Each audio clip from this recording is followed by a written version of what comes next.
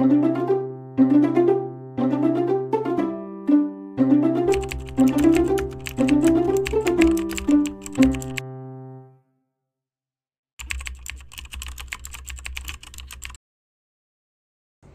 Sobat Himasilva, kembali lagi di podcast Himasilva dengan saya Adis.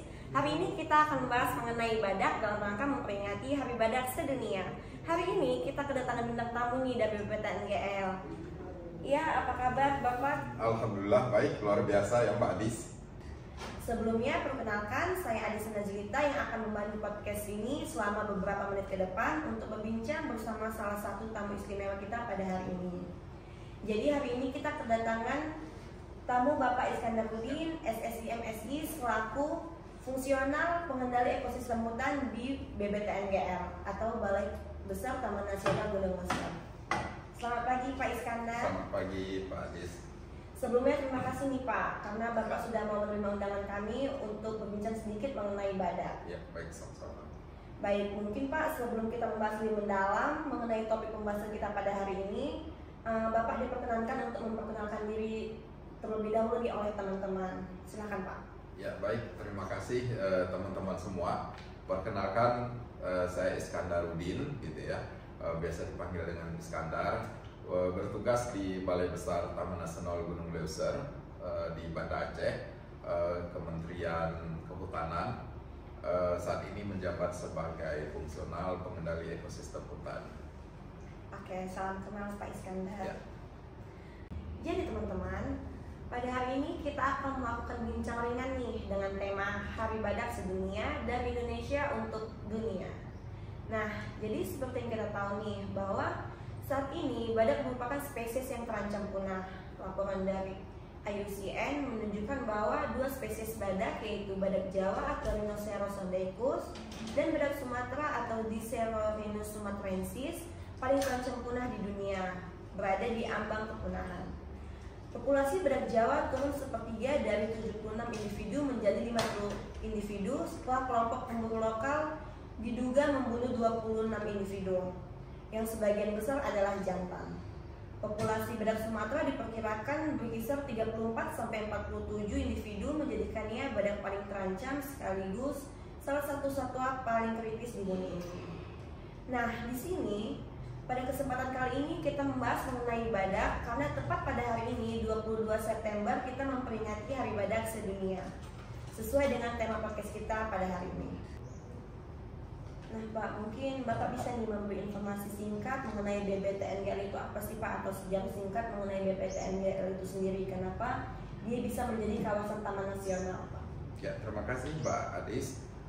Jadi Taman Nasional Gunung Leuser ini dulunya adalah gabungan beberapa suaka marga satwa dan cagar alam yang tersebar baik di Provinsi Aceh maupun di Provinsi Sumatera Utara, karena pemerintah melihat potensi dan keberadaan dari kawasan konservasi ini sangat tinggi sekali karena keragaman hayatinya baik flora maupun faunanya, sehingga akhirnya digabung gitu ya menjadi Taman Nasional Gunung Leuser dengan luas penetapan terakhir itu 830.000 hektar sekian.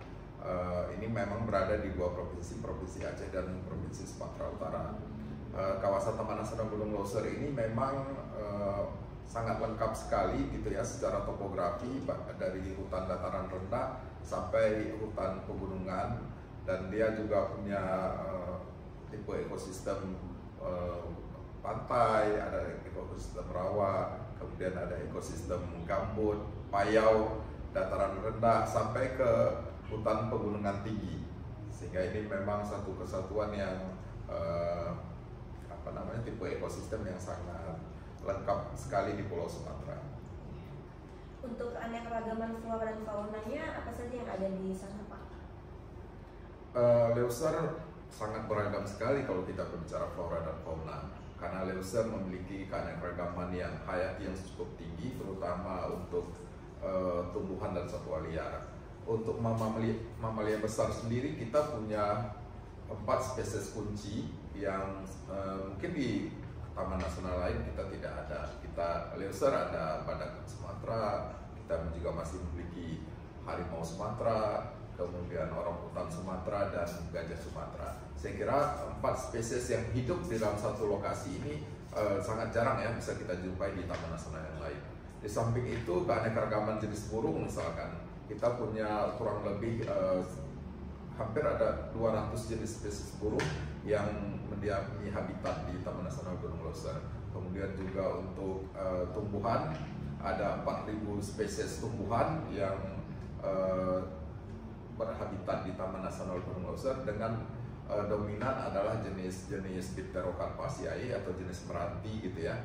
Dan di samping itu tumbuhan rendah seperti jenis anggrek, kemudian jenis pakis-pakisan kita sangat kaya sekali. Juga Leuser menyimpan berbagai jenis tanaman obat yang mungkin sampai hari ini belum semuanya bisa kita eksplor atau kita publikasi manfaatnya bagi kehidupan masyarakat banyak. Wah, sangat banyak sekali ya Pak keanekaragaman di sana. Seperti yang kita tahu saat ini bahwa badak Sumatera hanya ada di Taman Nasional Bukit Barisan Selatan, Taman Nasional Gunung Leuser, Taman Nasional Waikambas, dan Kalimantan Tengah. Nah, untuk di TNGL itu sendiri Pak, apa program-program yang dilakukan oleh BBTNGL bersama dengan mitra dalam menjaga keanekaragaman hayati yang ada di Taman Nasional Gunung Leuser, khususnya badak Sumatera Pak? Ya, terima kasih. Jadi memang kita melakukan berbagai upaya khususnya dalam perlindungan habitat badak Sumatera. Karena pada prinsipnya adalah kalau kita ingin menyelamatkan badak Sumatera yang memang sekali lagi populasinya ini memang tinggal sedikit, maka paling penting adalah menjaga habitatnya. Menjaga habitatnya tetap utuh, karena mengingat memang badak Sumatera ini dia sangat sensitif ya kalau terjadi pembukaan lahan. Dia membutuhkan ruang yang betul-betul tutupan lahannya itu, tutupan hutannya itu masih sangat lebat.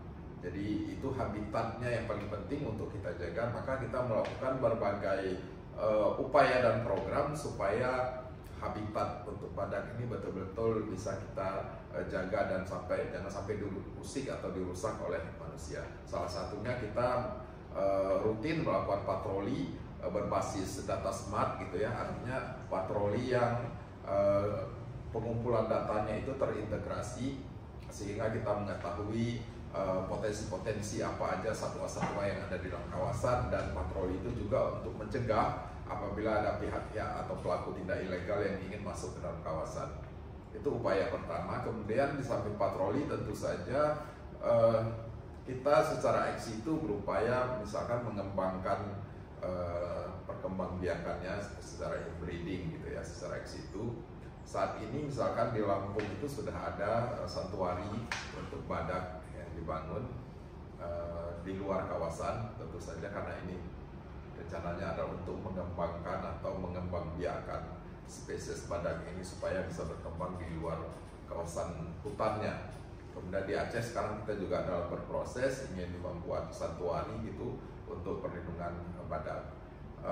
Langkah terakhir saya kira adalah kampanye dan penyuluhan yang terus-menerus, mengingat memang spesies badak ini cukup diminati oleh pemburu ilegal di pasar gelap gitu ya, karena memang cula badak ini sangat mahal sekali, dan banyak sekali pemburu di pasar ilegal ini yang mencoba ingin mengambil atau berburu badak Sumatera, sehingga ini menjadi keprihatinan kita semua. Mudah-mudahan dengan kesadaran masyarakat yang makin meningkat, maka upaya-upaya untuk memburu atau melukai badak Sumatera ini di masa yang akan datang memang bisa kita minimalisir. Baik Pak, jadi untuk programnya itu yang pertama itu ada patroli, lalu setelah itu membuat santuari ya Pak, ya. Lalu ada penyuluhan untuk melestarikan badak itu ya Pak. Betul sekali Pak. Seperti yang kita ketahui nih Pak, kalau untuk badak Sumatera itu di TNGL ada berapa Pak populasinya? Nah, kalau kita bicara spesies untuk populasi individu, Taman Nasional memang berupaya bagaimana bisa mengidentifikasi untuk populasi badak yang ada di Leuser. maka kita bekerja sama dengan mitra gitu ya, dengan mitra LSM untuk memasang kamera trap gitu di dalam kawasan Taman Nasional Gunung Leuser, sehingga kita bisa mengidentifikasi populasinya. Untuk membedakan satu individu dengan individu yang lain itu bagaimana Pak? Kita ada aplikasi namanya ya, pada saat kita memasang kamera trap kemudian mengambil foto atau citranya secara detail, nanti kita bisa menggunakan aplikasi itu di softwarenya untuk melihat dari lipatan-lipatan kulitnya. Ternyata itu berbeda Mbak Adis antara satu individu dengan individu yang lain, terutama lipatan kulit di dekat tulang ekor dan di bahu itu sangat berbeda satu dengan spesiesnya atau satu individu dengan individu yang lain, sehingga dari situlah kita membedakan beberapa kelompok itu. Kita bisa tahu ini individu A, ini individu B, dan kita buat katalognya dan kita kasih kodenya untuk masing-masing individu yang sudah kita koleksi. Menjadi terkait habitat nih Pak, atau sifat-sifat badak Sumatera itu sendiri. Untuk badak ini kan suka berkubang ya Pak. Ya. Kira-kira nih Pak, jika musim kemarau proses berkubang dari badak itu sendiri seperti apa Pak? Apakah di Taman Nasional Gunung Leuser itu kelimpahan airnya sudah cukup untuk bisa dibuat kubangan sama badak Sumatera di musim kemarau Pak? Ya, jadi gini Mbak Adis ya, memang Leuser ini sangat luar biasa sekali. Kalau kita lihat topografinya, dia lengkap sekali susunannya, mulai dari hutan pantai, kemudian kita juga ada hutan mangrove, kemudian naik ke atas lagi ada hutan rawa, kemudian dataran rendah, dataran tinggi, sampai hutan pegunungan savana. Jadi Leuser juga curah hujannya merata sepanjang tahun, sehingga memang di dalam kawasan banyak sekali tempat-tempat untuk yang kelembabannya tinggi. Hal ini memang sangat sesuai dengan habitat badak, di mana badak ini sangat suka berkubang, Mbak Adis. Iya. Jadi kalau badak ini berkubang, dia sangat memang bisa berendam cukup lama gitu ya. Itu menjadi habitat dia yang paling dia sukai untuk berkubang. Dan karena memang kondisi kelembaban kita tinggi ini, ketersediaan air di dalam atau di lantai hutan itu memang cukup banyak. Terkait dengan vegetasi, untuk vegetasi badak Sumatera itu sendiri Pak, kira-kira vegetasi atau habitat seperti apa yang disukai oleh badak Sumatera? Ya, memang badak ini dia memakan banyak sekali, hampir 100 spesies tumbuhan ya, dia konsumsi gitu ya. Dan baik itu rantingnya, pucuk daun mudanya, bahkan sampai buah yang jatuh ke lantai hutan dia konsumsi. Dan ini yang menyebabkan bahwa habitatnya ini sangat terbatas gitu ya. Artinya kalau mungkin dia tinggal di luar kawasan konservasi, ini mungkin akan kesulitan dia untuk mencari pakan, karena dia butuh keragaman tumbuhan yang sangat tinggi. Oleh sebab itulah maka bisa dikatakan Leuser ini adalah salah satu habitat yang paling cocok untuk badak Sumatera. Jadi badak itu sudah milih ya Pak, nggak semua lokasi di TNGL itu dia mau habitat di situ. Betul Pak. Jadi teman-teman, memang badak ini, badak Sumatera ya khususnya, ini menjadi salah satu satwa kebanggaan Indonesia ya. Lalu Pak, dari yang pernah saya dengar nih, kalau di ujung kulon itu kan kendala utamanya perburuan liar ya Pak.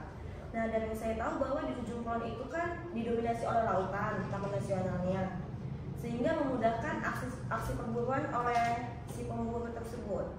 Nah, sangat berbeda nih dengan di TNGL. Berkaitan dengan ini Pak, tentu dengan keanekaragaman hayati yang melimpah di Taman Nasional Gunung Leuser ini, selain di sisi keanekaragaman yang unik dan pariwisata yang menarik, pasti ada dong Pak kayak tantangan atau ancaman untuk keanekaragaman hayati maupun kawasan Taman Nasional Gunung Leuser itu sendiri Pak, khususnya dalam melestarikan badak Sumatera. Kira-kira nih Pak, untuk saat ini apa saja tantangan dalam pengelolaan kawasan TNGL, khususnya dalam pengelolaan dan pelestarian badak Sumatera Pak? Baik, terima kasih Mbak Adis. Kalau kita bicara tantangan, tentu setiap kawasan konservasi masing-masing ada tantangannya sendiri. Kita di Pak Adis sampaikan bahwa kalau kita melihat Ujung Kulon, misalkan karena dia pulau dikelilingi lautan, itu sangat strategis bagi pemburu karena bisa masuk dari jalur laut misalkan. Nah, memang Leuser memang kawasan Taman Nasional Gunung Leuser itu masih berbatas dengan daratan. Tapi walaupun demikian, bukan berarti tidak ada ancaman. Karena sekali lagi ini memang satwa yang sangat sangat eksotis gitu, sangat langka, dan keberadaan badak ini menjadi incaran bagi pemburu karena memang di pasar gelap itu, sekali lagi saya sampaikan, memang harga culanya itu sangat fantastis sekali, sehingga walaupun kondisinya mungkin tidak sama dengan yang Ujung Kulon, tetapi bukan berarti ancaman terhadap perburuan badak Sumatera itu rendah. Kita masih menghadapi gitu ya ancaman-ancaman perburuan, kemudian perdagangan ilegal.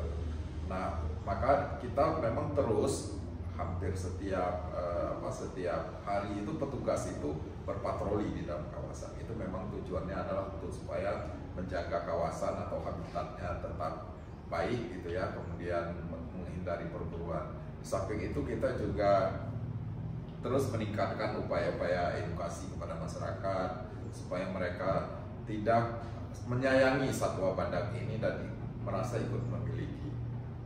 Di samping itu juga kita bekerja sama dengan aparat penegak hukum lainnya untuk melihat di sistem cybernya gitu, dari kan sekarang sudah media sosial ya Mbak Adis ya, jadi kita juga ingin melacak itu di media sosial, mungkin ada pihak-pihak tertentu yang memperdagangkan atau gitu, ada transaksi jual beli badak baik hidup atau bagian-bagiannya, misalkan culanya atau tulangnya misalkan, yang diperjualbelikan secara ilegal melalui media sosial, sehingga kita butuh tim cyber untuk memantau pergerakan transaksi tersebut. Dan ini alhamdulillah dengan kerjasama kita dengan aparat penegak hukum lainnya, tindakan-tindakan perburuan satwa liar bukan hanya badak tetapi juga spesies yang lain, misalkan untuk gajah, harimau, dan orangutan, ini memang kita upayakan bisa kita tekan seminimal mungkin. Itu Pak Adis. Nah Pak, kira-kira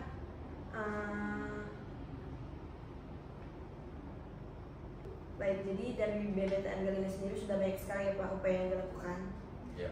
Nah, untuk kolaborasi sendiri nih Pak dengan masyarakat sekitar dalam melindungi badak Sumatera, apakah sudah ada program khusus untuk itu di luar dengan mitra, atau seperti apa kira-kira keterlibatan masyarakat sekitar dalam melindungi populasi dan juga habitat dari badak Sumatera itu Pak?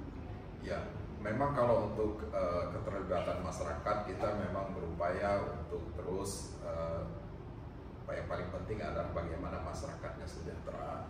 Kalau masyarakat sekitar kawasan bisa kita sejahterakan, maka tekanan terhadap kawasan sendiri bisa berkurang, Mbak Adis. Jadi kita program yang diluncurkan pemerintah itu adalah dalam rangka memberdayakan masyarakat dan meningkatkan ekonomi masyarakat sekitar kawasan. Kita ada bansos, namanya bantuan sosial, kemudian kita juga ada ekonomi produktif. Kita melihat apa saja kebutuhan-kebutuhan masyarakat yang tinggal di sekitar kawasan, tentu dengan sesuai dengan anggaran APBN kita yang kita miliki. Kita memang mencoba untuk terus bisa membantu masyarakat dalam pemberdayaan ekonomi mereka, sehingga ekonominya lebih baik lagi di masa yang akan datang, sehingga mereka tidak berpikir yang dulu mungkin awalnya misalkan katakanlah pemburu ilegal gitu, pada saat mereka sudah mulai bangkit ekonominya, tentu mereka tidak ingin lagi masuk ke dalam kawasan dan fokus dalam pekerjaannya. Itu harapan kita. Jadi memang untuk kelompok-kelompok yang misalkan kita bantu itu, kita tidak hanya untuk badak saja Mbak Adis, tapi untuk memang melindungi semua spesies kita. Jadi tidak hanya dikhususkan untuk badak, jadi untuk semua spesies yang ada di Taman Nasional Gunung Leuser itu harapannya memang bersama-sama yang bisa terjaga, dan kepedulian masyarakat juga untuk mengerti dan peduli terhadap kelestarian satwa liar itu agar harapannya meningkat gitu ya. Timbul rasa sayang bahwa ini milik kita bersama-sama, bukan hanya milik pemerintah, bukan hanya milik Balai Besar Taman Nasional Gunung Leuser, tapi adalah milik kita bersama. Kalau ekonomi stabil, hidup pasti juga aman tentram ya Pak. Nah, betul Pak Adis. Kemudian nih Pak, saya lihat ada program baru nih Pak dari Kemenhub yang tentang inseminasi buatan yang dilakukan pada badak Pak. Apakah itu juga dilakukan di TNPR Pak? Atau apakah ada teknologi lain yang dilakukan? Ya, tadi saya sudah sampaikan memang untuk saat ini kita masih berupaya gitu ya, melakukan monitoring populasi, dan ke depan kita berharap memang DNA badak itu bisa kita analisis sehingga kita tahu kekerabatan badak ini, dan ini juga untuk mencegah perkawinan sedarah Pak Adis, jangan sampai terjadi inbreeding gitu ya, karena kalau terjadi inbreeding ini tentu spesies baru yang lahir itu akan rentan terhadap penyakit dan mudah terserang penyakit lah katakanlah, karena ayah dan ibunya ternyata saudara seperti itu. Dan kita mencegahnya dengan terus melakukan monitoring populasinya, kemudian kita mencoba menganalisis DNA-nya. Jadi dengan kita nanti mengetahui punya teknologinya, kita bisa tahu rantai strukturnya, dia dari mana dulu kakeknya, anaknya, kita bisa tahu kelompok-kelompoknya. Dan juga ini penting monitoring ini untuk mengetahui sex ratio atau perbandingan jantan betina. Jangan sampai nanti dalam satu populasi atau dalam satu kelompok misalkan betina semua, tidak ada jantannya Mbak Adis. Ini juga sangat mengkhawatirkan kalau di dalam ilmu dinamika populasi. Jadi kita memang sebaiknya itu dalam setiap kelompok ada satu atau dua pejantan, itu akan sangat bagus sekali. Oh, jadi tidak hanya pada manusia aja ya Pak, bahkan pada badak pun untuk perkawinannya juga dilihat betul-betul lah mana yang kira-kira dia sedara atau enggak, untuk menghindari kecacatan pada badak itu ya Pak. Betul. Baik. Nah Pak, sudah berapa menit? Kita sudah 30 menit juga kita ngobrol ya Pak, nggak terasa banget. Sebagai pertanyaan penutup nih Pak, kira-kira menurut Bapak apa nih saran atau langkah-langkah yang perlu dilakukan untuk anak muda dalam melestarikan badak Sumatera Pak? Ya, terima kasih. Ini pertanyaan yang menarik sekali Mbak Adis, dan ini selalu kami sampaikan pada saat kita melakukan ajak sana atau diskusi dengan masyarakat, bahwa memang badak ini adalah milik kita bersama. Itu yang pertama yang harus kita pahami. Ini bukan hanya milik pemerintah atau miliknya Balai Besar Taman Nasional Gunung Leuser, tapi adalah milik kita bersama, kebanggaan kita bersama. Bayangkan misalkan kalau satwa badak ini punah, bagaimana nasib anak cucu kita ke depan? Apa yang akan kita ceritakan terhadap badak ini? Mungkin seperti kita menceritakan harimau Jawa yang sudah punah. Kita hanya bisa menerka-nerka atau melihat gambar gitu ya, tapi kita tidak pernah melihat langsung populasinya atau spesiesnya. Begitu juga dengan badak ini, karena saat ini populasinya masih ada, memang butuh kepedulian kita, butuh kesadaran kita untuk sama-sama melindunginya. Pertanyaannya, bagaimana cara kita nih untuk melindunginya? Apalagi kita tidak terlibat langsung, misalkan saya kan anak sekolah, saya kan pekerja Pak di kantor, saya kan ibu rumah tangga. Nah, kita setiap individu itu bisa berperan dalam perlindungan secara tidak langsung Mbak Adis, dengan misalkan kita tidak merusak hutan, kemudian tidak menebang hutan untuk perkebunan seperti itu ya Pak Adis. Karena banyak sekali orang tidak sadar mereka membuka lahan gitu ya dengan niat untuk perkebunan, tetapi sebenarnya mereka sudah melakukan penebangan hutan. Dan apabila kita menebang hutan, tentu habitatnya akan terganggu. Kemudian secara tidak langsung kita juga bisa mengkampanyekan untuk tidak membeli gitu ya produk-produk yang berasal dari satwa liar, bukan hanya dari badak. Bukankah kita memang sama-sama mengetahui banyak ada orang-orang tertentu gitu ya yang bangga misalkan memakai asbak rokoknya dari gigi gajah misalkan, atau memakai taplak mejanya dengan kulit harimau misalkan. Nah ini yang harus sama-sama kita sadari, kita beri pemahaman baik kepada diri sendiri maupun kepada lingkungan sekitar bahwa ini satwa liar, biarkan mereka berada di alam dan kita biarkan proporsi dia memang untuk di alam, untuk tidak diganggu oleh manusia. Jadi dengan tidak membeli, tidak ikut memasarkan produk-produk dari bagian-bagian tumbuhan satwa liar ini, sebenarnya kita sudah ikut membantu dalam pelestarian satwa liar di kawasan konservasi. Itu Pak Adis. Nah, jadi teman-teman tanpa kegiatan langsung juga kita bisa melakukan kegiatan yang tidak secara langsung, contohnya seperti tadi